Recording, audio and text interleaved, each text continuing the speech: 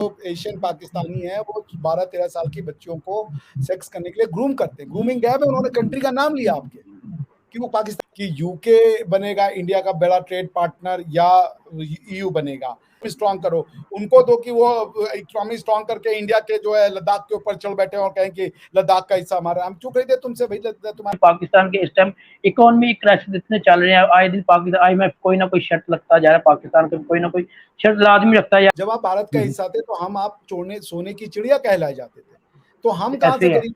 हमें तो गरीब इन्होंने बनाया। मार्केट बन सकते हैं हमारे पास, हमारी इकोनॉमी में है इतना दम कि लोग अपनी इंटरनल इकोनॉमी से भी तो लड़ाइयां लड़ने के लिए उसके पास पैसे हैं, पर हमारे पाकिस्तान के गरीब लोगों को देने के लिए पैसे यूरोप के पास दोस्तों, नहीं मैं है। हूँ अरसलान मुगल और आप मेरा यूट्यूब चैनल देख रहे हैं आदि स्वैग।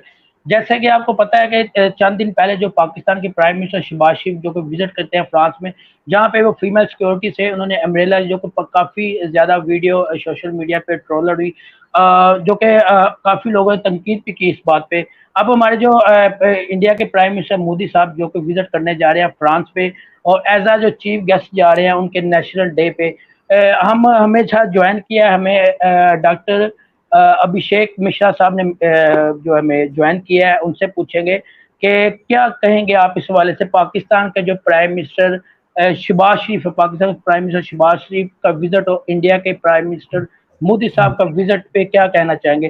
सर कैसे हैं आप? सर अस्सलाम वालेकुम। सर कैसे हैं आप? बस बढ़िया।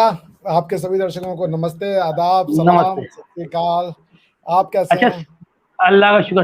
सर आप टॉपिक तो आपने सुन लिया होगा। पहले तो आपने बताया कि इंडिया के जो प्राइम मिनिस्टर मोदी साहब चंद दिन पहले, आप तो फ्रांस जा रहे हैं, कुछ आज से चंद दिन बाद जो फ्रांस जा रहे हैं, इससे पहले जो कि आपको पता है US से गए, उसके अलावा जो है इटली वगैरह गए, काफ़ी कई बड़ी स्टेट में जाके गए हैं, वहाँ पे विजिट किया उन्होंने। आप क्या कहेंगे सर, क्या समझते हैं कि जो अभी विजिट होने जा रहा है पाकिस्तान के प्राइम मिनिस्टर का जो विजिट हुआ शहबाज शरीफ साहब को, इंडिया के जो प्राइम मिनिस्टर मोदी साहब का विजिट होने जा रहा है, कितना डिफरेंस होगा इस दफा विजिट पे? देखिए बहुत डिफरेंस है। अब मेरे ख्याल से प्राइम मिनिस्टर नवाज शरीफ साहब जो शहबाज शरीफ साहब जो गए थे, वो एक फाइनेंशियल किसी मीटिंग के लिए गए थे। वहाँ पे उन्होंने ये बात भी कही कि भाई यूरोप जो है वो लड़ाइयाँ लड़ने के लिए उसके पास पैसे हैं, पर हमारे पाकिस्तान के गरीब लोगों को देने के लिए पैसे यूरोप के पास नहीं है। तो उन्होंने यूरोप से शिकायत भी अपनी दर्ज कराई। जबकि आप अगर प्रधानमंत्री मोदी को देखें तो प्रधानमंत्री साहब हमारे जो हैं वो इसलिए जा रहे हैं क्योंकि यूरोप के कई कंसर्न हैं यूरोपियन यूनियन के, जी जी, स्पेशली ऐसे ही है। ब्रेक्सिट। जब से ब्रेक्सिट हुआ है तो यूरोपियन यूनियन में एक इकोनॉमिक जो प्रतिस्पर्धा है या जो कंपटीशन है विद इंग्लैंड कि यूके बनेगा इंडिया का बड़ा ट्रेड पार्टनर या ईयू बनेगा, इसको लेकर के ईयू चाहता है कि इंडिया के साथ ईयू मतलब फ्रांस में जा रहे तो समझिए यूरोपियन यूनियन की बात, ठीक है ना। फ्रांस ठीक है, ठीक है, ठीक है। में कोई इंडिपेंडेंट इकोनॉमिक एंटिटी तो रह नहीं गई, वो सब कुछ बिल्कुल ईयू ऐसे से ही। ही करते हैं। तो ईयू से ये हमारा जो एक समझ लीजिए कि रिश्ता बढ़ने जा रहा है, जिसमें आप अभी देखें कि प्रधानमंत्री जी के आने से पहले दो बड़ी बड़ी डीलें हुई थी। एक तो हमने उनसे राफेल खरीदा, उसके बाद हमारी वो एयर इंडिया ने 250 प्लेन का, कमर्शियल प्लेन का जो ऑर्डर दिया था वो दिया था एयरबस को। और आपको पता जी होगा कि एयरबस जो है वो यूरोपियन यूनियन की ही कंपनी है, जिसमें बिल्कुल कि ऐसे ही है के अलग अलग पार्ट में जो कमर्शियल व्हीकल है उसके अलग अलग पार्ट बनते हैं। जैसे रोल्स रॉयस का इंजन लगता है तो वो यूके से आता है, उसके विंग्स जो बनते हैं या जो इंटरनल बॉडी है वो फ्रांस से बनते हैं। इस तरीके से अलग अलग पार्ट में यूरोप के जॉब क्रिएशन हुई है। सर। सो इंडिया आज की डेट में ऐसे ग्रोइंग इकोनॉमी, इंडिया के पास पैसा है खर्च करने के लिए, प्लस इंडिया के पास ह्यूमन रिसोर्स है। चूंकि यूरोप की पॉपुलेशन गिर रही है, यूरोप को अगर अपनी इकोनॉमी को मेंटेन करना है तो उनको एक क्वालिफाइड वेल जिसे कह लीजिए टैलेंटेड लोग चाहिए ताकि उनकी इकोनॉमी चलती रह सके। को मेंटेन करना है तो उनको एक क्वालिफाइड वेल जिसे कह लीजिए टैलेंटेड लोग चाहिए ताकि उनकी इकोनॉमी चलती रह सके। तो इंडिया उसमें भी कंट्रीब्यूशन कर रहा है। प्लस आप सिक्योरिटी के हिसाब से देखें, जो यूरोप में रशिया ने किया है, अटैक किया, जो उन्होंने यूक्रेन की टेरिटोरियल सॉवरेनिटी को वॉयलेट किया है, उससे यूरोप में काफ़ी हद तक बहुत एंग्जाइटी है कि अगर रशिया वापस से वॉर के पाथ पे जाता है तो क्या, अगर वर्ल्ड वॉर, समझ ऐसा होना तो नहीं है, मगर मान ले अगर एक वर्ल्ड वॉर की स्थिति बनती है तो इस समय यूरोप वो बड़ा पावर नहीं रह सका जो यूरोप 20वीं शताब्दी में हुआ करता था। आज इंडिया, चाइना, रशिया अगर एक तरफ खड़े हो जाते हैं तो वेस्ट के लिए कोई चांस ही नहीं बचता। ये एक विध्वंसक युद्ध होगा जिसमें वेस्ट खत्म हो जाएगा और इवन ईस्ट को भी बहुत नुकसान पहुंचेगा या खत्म होने के ही कगार पे होगा। तो इन सब को देखते हुए इंडिया की इंपॉर्टेंस है, लोग नहीं चाहते कि इंडिया जो है वो पूरी तरीके से जो ईस्टर्न ब्लॉक में चला जाए, जिसको कि आप रशिया और चाइना कह रहे हैं। तो west want to woo India, मतलब उसको उसको अपने खुश रखना चाहता है और इसीलिए बैस्टिल डे पे बुलाया। बैस्टिल डे यानी इंडिया का 26 जनवरी, अपने नेशनल डे पे प्रधानमंत्री मोदी को उन्होंने गेस्ट ऑफ ऑनर बनाया अपने स्टेट का, बिल्कुल व्हिच आई ऐसी है। थिंक ह्यूज रिकॉग्निशन इंडिया के लिए और भारत के लोगों के लिए, भारत की डेमोक्रेसी के लिए। तो हम इसको ऐसे ही देखते हैं। ठीक। अच्छा सर, देखिए बात हम करते हैं अब इंडिया की बात, जिस तरह के अभी 8 मंथ हुए हैं, जो कि 8 से 1 साल हो गया, तो इतना ग्रो करता जा रहा है। जैसे कि आप पता है, पहले यूएसए के प्राइम मिनिस्टर मोदी साहब जो टेस्ला के साथ उन्होंने एक डील की, और जैसे वो असेंबलिंग में टेस्ला ऑलरेडी करने जा रहा है। अब उन्होंने टेस्ला के सीईओ ने ये बोला था जी हम जो है मैन्युफैक्चरिंग भी करने जाएंगे। जैसे कि आपको पता है 4G 5G हार्डवेयर टोटली उनको जो है ना एक्सपोर्ट करने जा रहा है। क्या कहेंगे सर, इतनी 1 साल के अंदर जो कि इतना ग्रो कर गया है, स्पीड से स्पीड ग्रो कर गया है पाकिस्तान के। अगर हम इस टाइम हालात के देखें, पाकिस्तान के इस टाइम इकोनॉमी क्राइसिस इतने चल रहे हैं, आए दिन पाकिस्तान IMF कोई ना कोई शर्त लगता जा रहा है, पाकिस्तान को कोई ना कोई शर्त लाजमी रखता जा रहा है। क्या कहेंगे सर, 1 साल के अंदर इतनी तब्दीली, इतनी पॉलिसियां प्राइम मिनिस्टर मोदी साहब ने चेंज की हैं? नहीं, देखिए पहले तो मैं ये आपसे बता दूं कि मैं पाकिस्तान के खराब इकोनॉमी से खुश नहीं होता। कष्ट होता है क्योंकि लोग इंसान ही हैं, वो भी दुख में जीवन जिए हैं, या इतनी कष्ट में जीवन को उनको गुजारना पड़े कि लोगों के घर में खाना ना हो, किसी के घर में हम्म। बच्चे होंगे छोटे जिनको कि स्कूल नहीं जा पा रहे हो, कोई भी इंसान हो, तो ये कोई खुशी की बात नहीं है कि पाकिस्तान एक हम्म। दरिद्रता की स्थिति में है। मगर प्रश्न ये उठता है ना अरसलान जी की ये पॉलिसी क्यों बनाई गई। आपने हम्म। कहा कि मोदी जी ने 1 साल में ये पॉलिसी बना दी। देखिए मोदी जी ने 1 साल में पॉलिसी नहीं बनाई, हालाँकि ये 9 साल हम्म। से वो है और मेक इन इंडिया करीबन 9 साल पुरानी पॉलिसी है। लेकिन मैं इसको मोदी जी से भी ज़्यादा देखता हूँ। ये भारत के हम्म। खून में, हम जब आपको भी पढ़ाया गया होगा क्योंकि एक समय आप अगर मानते हैं तो भारत का ही हिस्सा थे। जब आप भारत का हम्म। हिस्सा थे तो हम आप चोने सोने की चिड़िया कहलाए जाते थे। तो हम कहाँ से ऐसे ही है। गरीब थे? हमें तो गरीब इन्होंने बनाया। इन्होंने आके हमें मारा, लूटा, हमारी धन दौलत ले गए, हमारी बच्चियों को उठा के मार्केट में, तो हमको तो इन्होंने गरीब किया। आज हम वापस से आ रहे हैं। ये तो होना ही था। हम्म। समझ रहे हैं ना? बिल्कुल आज ऐसे ही से है। 2000 साल पहले, 2500 3000 साल पहले हमारे गरीब के पास कोई नहीं जाता साहब। गरीब को ऐसे ही है। कोई भी अपना बनाने नहीं जाता, ना तो उनको लूटने जाता है, ना तो उनको अपना बनाने जाता है। गरीब को कोई नहीं पूछता। आपके पास हम्म। माल है ना, तो ही लोग आपको बदलने भी आएंगे और लोग आपके पास तभी आएंगे जब माल, लूटने भी माल वाले के पास जाता है। गरीब को तो कोई पूछता भी नहीं क्या इसके कुछ बिल्कुल रहने से ऐसे ही है। पड़ता। अफ्रीका में कौन जा रहा है आज की डेट में कि अफ्रीका वालों को पूरा एकदम से बदल दो, उनको लूट लो? कोई नहीं जाता, कोई नहीं कोई पूछता क्योंकि कोई भी नहीं जा रहा। उनके पास नहीं है कुछ। उनके जो हम्म। नेचुरल रिसोर्सेज है उनको एक्सप्लॉइट करने का कोई विशेष फायदा नहीं था। तो इंडिया शुरू से, इंडियन लोग जो हैं, हम आप जो हैं, हमारी दृष्टि से देखेंगे तो हम आप एक हैं। हमारी खून में है कि हम शुरू से, हमें पता है इकोनॉमिक्स क्या होती है, हमें पता है फिलॉसफी क्या होती है, हमें पता है कि केमिस्ट्री क्या होती है, फिजिक्स क्या होती है, हमने दुनिया को दिया है। दुनिया ने एक समय ऐसा आया 600 साल तक लोग हमको ये बताए तुम्हें फिलॉसफी नहीं पता, तुम्हें भगवान क्या होता है नहीं पता, तुम्हें केमिस्ट्री नहीं पता, तुम्हें मैथ्स नहीं पता, तुम्हें पॉलिटिक्स नहीं पता, सोशियोलॉजी नहीं पता, तुम कुछ नहीं जानते। 700 साल हमें अलग अलग तरीके से ये बात समझाई गई कि तुम लोग किसी लायक नहीं। बिल्कुल ऐसे ही है। हम आए बताने, कोई हमें रिलीजन देने आ गया, कोई हमें पॉलिटिक्स देने आ गया, कोई इकोनॉमिक्स देने आ गया, कोई हमें समाज देने आ गया। आज वो सारे समाज कहाँ हैं देख लीजिए आप, और भारत कहाँ है। भारत अपनी उन्हीं पुरातन, उन्हीं जो हमारी पुरानी परंपराएं थी, पुरानी आइडियोलॉजीज थी, जिसमें हम इंसान को अपना समझते हैं, उसके हिसाब से चला। ये हमें होना था। मोदी जी ने भारतीय परंपरा से भारत के इकोनॉमिक्स को चलाया।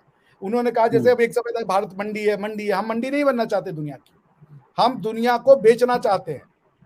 ये पता नहीं कहाँ से कॉन्सेप्ट देते हैं सर कि यहाँ तो ये यही मंडी से मैं बात करता हूँ। पाकिस्तान में अगर किसी से बात करें, किसी मतलब स्टूडेंट वगैरह से बात करो, यही कहते हैं जी वहाँ पे इंडिया के अंदर बहुत ज़्यादा जो है ना, वहाँ पे अवाम है, वहाँ पे एक बहुत बड़ी मंडी है।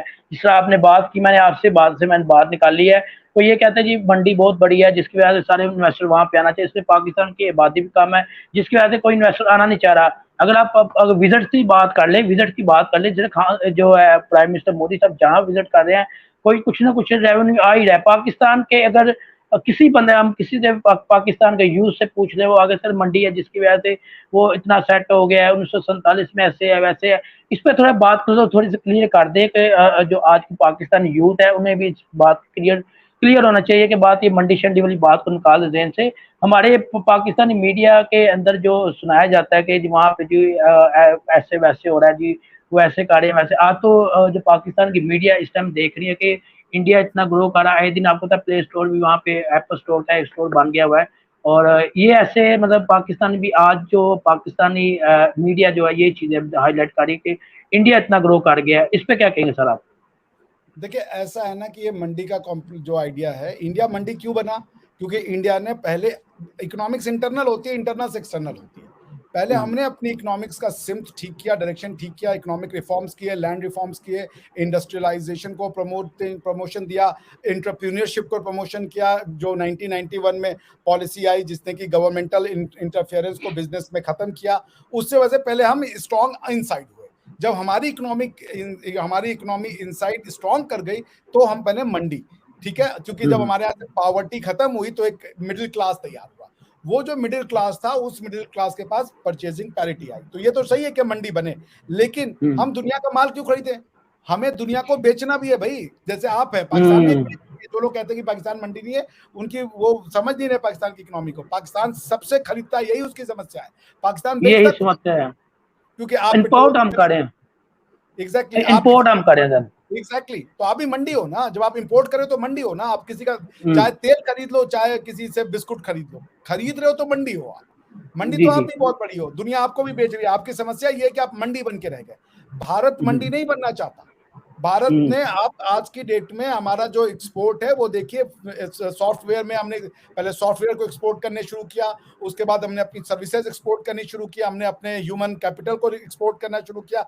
अब हम चूंकि देखिए, जब आप ह्यूमन कैपिटल भेजते हैं, यानी कि पढ़ा लिखा इंसान जब भारत से बाहर जाता है, वो नौकरी पाता है तो डॉलर भेजता है, तो इंडिया में इनकम होती है।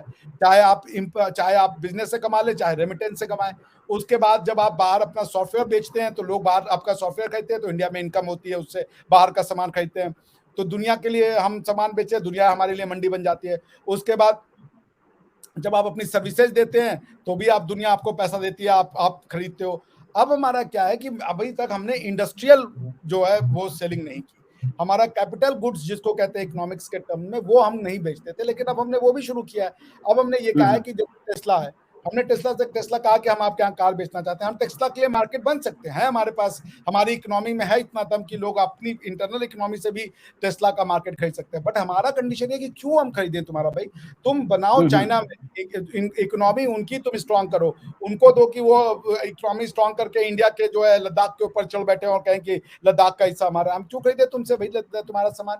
अगर तुम्हें टेस्ला बेचना है, यू आर वेलकम, लेकिन हमारे यहाँ बनाओ, हमारे यहाँ बनाओ, को बेचो, एशिया में बेचो, चाइना को बेचो, जापान को बेचो, सबको बेचो, हम कहाँ मना करें? पर हमारे यहाँ बनाओ ना भाई। हम सिर्फ मंडी बन के रह जाए, हम तुम्हारा सामान खरीदे, ये नहीं होगा। हमें एक्सपोर्ट भी चाहिए, हमें इंपोर्ट भी चाहिए, दोनों में बैलेंस होना चाहिए। ये हमारी है। और यही मोदी जी की पॉलिसी की मेक इन इंडिया जो पॉलिसी वो लाए, उसने अब धीरे धीरे अपना रंग देना शुरू किया। और लास्ट एनालिसिस कोविड से चाइना एक्सपोज हो गया।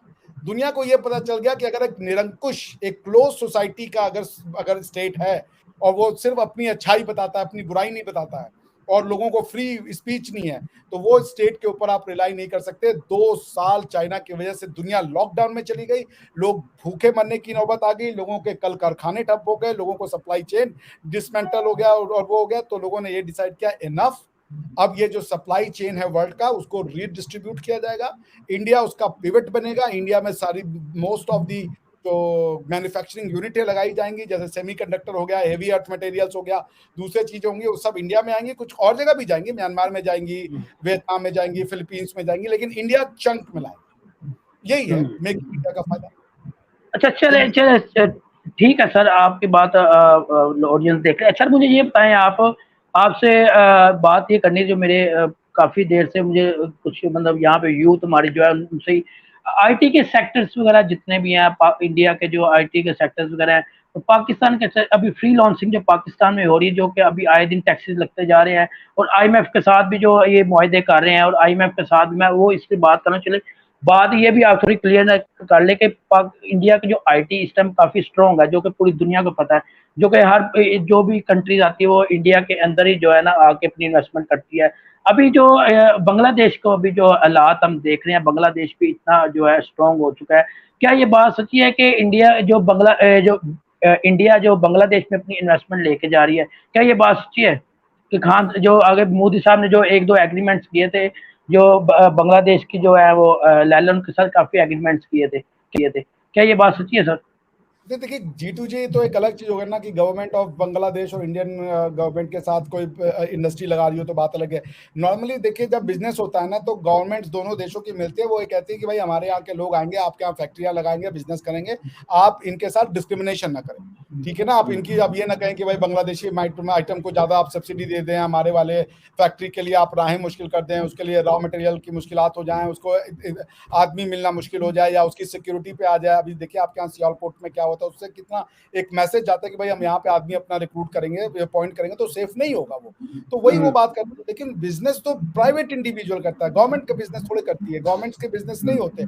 जैसे अब आईटी क्या है, आईटी इंपॉर्टेंट नहीं है, आईटी बेसिकली इंडिया के वो यंग बच्चों ने सपना देखा जिनको कि गवर्नमेंट से कोई परमिशन नहीं चाहिए थी कि हमें बिजनेस का आइडिया दो। उन्होंने बस गवर्नमेंट से कहा कि तुम हमें रोको मत, हमें ये मत बताओ कि यहाँ लाइसेंस लेने जाओ, इसके किसी टॉप आईएएस ब्यूरोक्रेट के सामने दिन भर बैठ करके हवा झलो फिर उसका सिग्नेचर। उन्होंने कहा ये हमारी जिंदगी आराम कर दो, इसको कहते हैं ईज ऑफ डूइंग बिजनेस। भाई आदमी अपनी दिमाग से, आप जैसे हैं आदि अरसलान जी, अब आपने अपना यूट्यूब चैनल शुरू किया, आपका बिजनेस है ना। जी, जी। अब गवर्नमेंट जी, आपके जी। कल को कहे कि भाई तुम क्या बनाते हो, क्या पूछते हो, पहले हमारे यहाँ क्वेश्चन लाओ। अब आप जा करके डीसी साहब के ऑफिस में बैठे हुए हैं, वो आपका क्वेश्चन जब पढ़ेंगे समझेंगे, पता नहीं उनके दिमाग में क्या चल रहा हो, कह रहे ये क्वेश्चन नहीं है मंजूर, तुम जाके दूसरा क्वेश्चन लाओ, आपका बिजनेस ठप हो जाएगा। आपका यूट्यूब से जो पॉसिबिलिटी है, आप अपना अर्निंग करने का सोच रहे होंगे या जो भी सोच रहे हो, तो खत्म हो जाएगा। क्योंकि अब आप रोज आप क्वेश्चन बनाएंगे, रिसर्च करेंगे, पेपर पढ़ेंगे और आकर के अपना इंटरव्यू करेंगे, या आप जाकर के डीसी साहब के ऑफिस में ये दिखाएंगे कि भैया ये क्वेश्चन पूछ लें, इसको तुम अप्रूव करते हो, तो नहीं हो पाएगा ना वैसे। तो हमारे आईटी सेक्टर वाले जो लोग थे जिन्होंने बांग्लादेश में ऑफिस खोला और जगह भी ऑफिस खोला, बांग्लादेश के साथ बहुत मेरा एक स्टूडेंट है, उसने बांग्लादेश में एक फैक्ट्री लगाई हुई है, तो वो लोग बिजनेस करने जाते हैं, गवर्नमेंट्स नहीं जाती। आईटी सेक्टर में ये एक खास बात है, याद रखिएगा कि यूथ ने इंडिया के एक सपना देखा, उसने गवर्नमेंट से कहा यार हमें तुम परेशान मत करो, बस हमें तुम ये मत कहो ये लाइसेंस ले लो, वो परमिशन ले लो, हमें छोड़ दो बस, हम तुम्हें वो ला के देंगे। देखिए आज इन्होंने क्या चमत्कार कर दिया। ऐसे ही देखिए हमारे एआई में हो रहा है, ऐसे ही देखिए आज कितनी रोबोटिक्स, ये सब क्या नाम है, एक से एक इंडियन कंपनी, यानी हमारे 100 से ज्यादा तो यूनिकॉर्न है। यूनिकॉर्न मतलब $1 बिलियन जिन कंपनी का टर्नओवर होता है उनको यूनिकॉर्न कहते हैं। वैसे कितने बच्चे आ चुके हैं हमारे यहाँ पे, आपके यहाँ भी वो बच्चे आएंगे अगर उनको सही डायरेक्शन दिया जाए। बच्चे तो नहीं, बच्चे ही। यहाँ पे सर, यहाँ पे जो हालात पे अभी इस टाइम जो हालात चल रहे यहाँ पे, तो मैंने कल एक एमबीबीएस का इंटरव्यू लिया और जो कि वो कह रहे हैं कि यार मैं ओवरसीज जा रहा हूँ, मैं पाकिस्तान में, आपको पता है पहले भी चंद दिन पहले भी हमारे काफ़ी जो है ना यहाँ पे स्टूडेंट 700-800 स्टूडेंट जो है ना वो ओवरसीज हुआ है। अभी भी मैं अक्सर लोगों से बात करता हूँ, कहते हैं जी हम यहाँ तो हम इंडिया में चले जाएंगे, अगर हमारे इंडिया के साथ अच्छे ताल्लुकात होते तो हम इंडिया में ही चले जाते, क्योंकि इंडिया इस टाइम बहुत स्ट्रॉन्ग कंट्री हो चुका हुआ है। तो पाकिस्तान में इस टाइम नहीं हालात कि हम पाकिस्तान में कुछ कर सकें। अब मैंने कल एक एमबीबीएस के डॉक्टर है, मैंने उनसे इंटरव्यू लिया, इसी हवाले से मैंने इकोनॉमी वाइज मैंने इंटरव्यू लिया उनसे। उन्होंने ये बात कही, कहते यार मैं यहाँ से आया हूँ ना, मैं बाहर से भी आया तो मैं वापस जा रहा हूँ, तो मुझे यहाँ मजा नहीं आ रहा, मतलब यहाँ पे आए दिन कोई ना कोई मसले मसाइल चल रहे हैं। हाँ, मुझे अगर इंडिया में कोई बेनिफिट होता है, कहता इंडिया की हम बात करें, स्टूडेंट्स की बात करते हैं, वहाँ पे इंडिया के अंदर, दुनिया के अंदर उनकी बड़ी रिस्पेक्ट की जाती है, उनके स्टूडेंट की। पाकिस्तान की वहाँ पे कोई रिस्पेक्ट नहीं की जाती, इंडिया के स्टूडेंट की रिस्पेक्ट की जाती। इंडिया को माना जाता है कि इंडियन जो है कि एक इंडियन है जो कि सच बोलते हैं। ये बात उन्होंने की, ये भी बात की सच बोलते हैं, जो पाकिस्तानी जो हमारे स्टूडेंट है वो सच नहीं बोलते, हर बात में झूठ बोलते हैं। मैं इसलिए जो पाकिस्तान को मैं जो है ना आज से 5-10 दिन बाद मैं ओवरसीज होने जा रहा हूँ। पाकिस्तान के ये हालात पैदा हो चुके हैं। देखिए अगर हम प्राइम मिनिस्टर की बात करें, हमारे प्राइम मिनिस्टर कहीं पे भी जाते हैं, जिस तरह मोदी साहब जाते हैं तो वहाँ से कोई ना कोई रेवेन्यू लेके आते हैं, मगर जो हमारे प्राइम मिनिस्टर शहबाज शरीफ साहब है, अगर जाते हैं तो वो कुछ ना कुछ ऐसा काम करके आए जो पूरी दुनिया के अंदर फैली जाती है बात, और उनका मजाक किया जाता है। अभी जब लास्ट टाइम तैयब उर्दगान के पास गए, उन्होंने क्या किया आपको पता ही है। अब क्या है, अब जो प्राइम मिनिस्टर मोदी साहब जो आपको पता है मिस्र भी गए थे, मिस्र भी उनका एक विजिट हुआ, जो कि बहुत हमें खुद जो है बहुत पसंद आया था उनका जो विजिट हुआ। जो आपको पता है मस्जिद में गए और वहां से जाके बच्चों को मिले, ये इसमें थोड़ी बात क्लियर करेगा कि प्राइम मिनिस्टर मोदी को यहाँ पे जो है ना गलत जो है निगाहों से देखा जा रहा है, क्या कहेंगे सर इस पे? देखिए अब समाज में अब आप ही हैं, कोई आपके बारे में कहेगा ये बहुत अच्छे इंसान है, कोई झूठ फैला देगा ये अच्छे इंसान है। अब कहाँ तक किसको किसको आप समझाते फिरिएगा? ये तो समाज के ऊपर है कि वो समाज अपनी सोच कैसी रखता है। देखिए मैं नहीं मानता कि पाकिस्तान के सारे बच्चे जो जाते हैं वो बाहर बहुत बुरे होते हैं। हाँ, एक ये बहुतायत पाया जाता है, अनफॉर्चुनेटली एक फीलिंग है ये जो मैंने भी महसूस की थी कि जब मैं जर्मनी में था या दूसरी जगह पे था, तो वो एक रिजर्वेशन रखते हैं, मगर अच्छे लड़के भी हैं। मेरा जो रूममेट था मेरा रूममेट था जर्मनी में, वो पाकिस्तान से था, बहुत अच्छा लड़का था वो। वो जो है मतलब मेरी उससे इतनी खुल के बातचीत होती थी कि एक समय पे हम दोनों भाई-भाई की तरह रहने लगे। तो देखिए वो होता ये है कि जब पाकिस्तान का बच्चा यहाँ से बाहर जाता है तो उसको सामने वाले में कमियाँ दिखती है। अब वो क्या कारण है वो मैं नहीं जानना चाहता उसके ऊपर। उसको दिखता है ये लोग में कमी है, इसको हम अपनी बात बताएँ। उसको लगता है कि मेरे पास कुछ स्पेशल है इसको देने के लिए जो इसके पास नहीं है। तो वो जाके उनसे वो बातें बताने लगता है, वो उनको कुछ और कन्विंस करने की कोशिश करता है, उस चक्कर में कुछ इधर कुछ उधर की बातें हो जाती हैं। तो उससे जो दुनिया है थोड़ी-सी वो हो जाती है कि यार भाई क्यों? जियो और जीनो तो आप अपने काम से मतलब रखो, हम अपने काम से मतलब रखें, यही दुनिया चाहती है। तो इसलिए ऐसा भी नहीं है कि सबको एक उसमें करते हैं। हाँ, लेकिन अभी आप देखें मेरा फ्रेंड है, अब आप देख लें यूके की जो होम मिनिस्टर हैं सुवेला ब्रेवरमैन, उन्होंने कह दिया कि एक जो एशियन पाकिस्तानी है वो 12-13 साल की बच्चियों को सेक्स करने के लिए ग्रूम करते हैं। ग्रूमिंग गैप है, उन्होंने कंट्री का नाम लिया आपके, कि वो पाकिस्तानी ऐसा करते हैं। वो क्यों कह रही हैं ऐसा? आखिर मान जी लीजिए कि सो वो किसी भी कंट्री का नाम ले सकती थी, इंडियन कह सकती थी, सीरियन कह सकती थी, अरब कह सकती थी, कोई भी कंट्री कह सकती थी, वो सिर्फ पाकिस्तान कह रही है। इंसान को जब तक अरसलान भाई आप इंसान की दृष्टि से नहीं देखेंगे, तब ऐसे है तक सर। ये आएगा कि आपको लगेगा यार ये घटिया आदमी है, इसको कुछ ये इसका नुकसान हो या ये ऐसा है तो बढ़िया है, इसके साथ हमें सिंपैथी नहीं रखनी, ये हम में से नहीं है। ठीक ठीक आपको है। आप इंसान को इंसान के तरीके से देखेंगे, इतना प्यार मिलेगा आपको। भई हम आप जैसे अब वसीम अकरम साहब है, मैं बहुत बड़ा फैन हूँ यार। वसीम साहब की बॉलिंग अब मैं आपको कह दूँ, खाली मैं वसीम अकरम को इसलिए नहीं अच्छा कहूँगा क्योंकि वो मुसलमान है, तो बेवकूफ़ी की बात है। या वो पाकिस्तानी है, पाकिस्तान हुए तो बेवकूफ़ी की बात है। वसीम अकरम जैसा आज तक बॉलर पैदा ही नहीं हुआ, तो जब वो बॉलिंग करते हैं तो उनको देखना अच्छा लगता है यार कि दिस इज़ आर्ट, कि ऐसा क्रिकेट कोई खेल सकता है। तो अब यही मैं कह रहा हूँ कि पाकिस्तान के बच्चों को चाहिए बाहर जाए, वो भी टैलेंटेड है, इंटेलिजेंट है। जैसे आप डॉक्टर साहब की बात बता रहे हैं, टैलेंटेड ही होंगे ना तभी डॉक्टर बने। हाँ जी। तो वो अब जब अपने देश से ही प्रभावित नहीं है कि भाई हम यहाँ क्या करें, वैसी कुछ उनको वो नहीं है। जो समाज को जहाँ जाना चाहिए, वो जो सोचते हैं और समाज की सोच में मेल मिलावट नहीं होगी, तो फ्रस्ट्रेटेड है अंदर से, वो कह नहीं सकते, डरे हुए हैं। तो कह रहे हैं चलो भाई हम निकल ही जाते हैं, जहाँ पे हम जीवन अपने हिसाब से जी सकें, जीने दें ना खुल के, बस यही है। ठीक है। सर अच्छा लगा आपसे बात करके और टॉपिक आपने कोई काफ़ी अच्छी बातें आपने क्लियर कर दिया है। आप से मज़ा आया बात करके। आप कमेंट सेक्शन में लाज़मी बताइएगा आपको हमारी आज की जो सेशन है कैसा लगा आपको। तो सर मुझे इजाज़त दें और मेरे चैनल को ज़्यादा से ज़्यादा सब्सक्राइब करें, लाइक करें, कमेंट करें।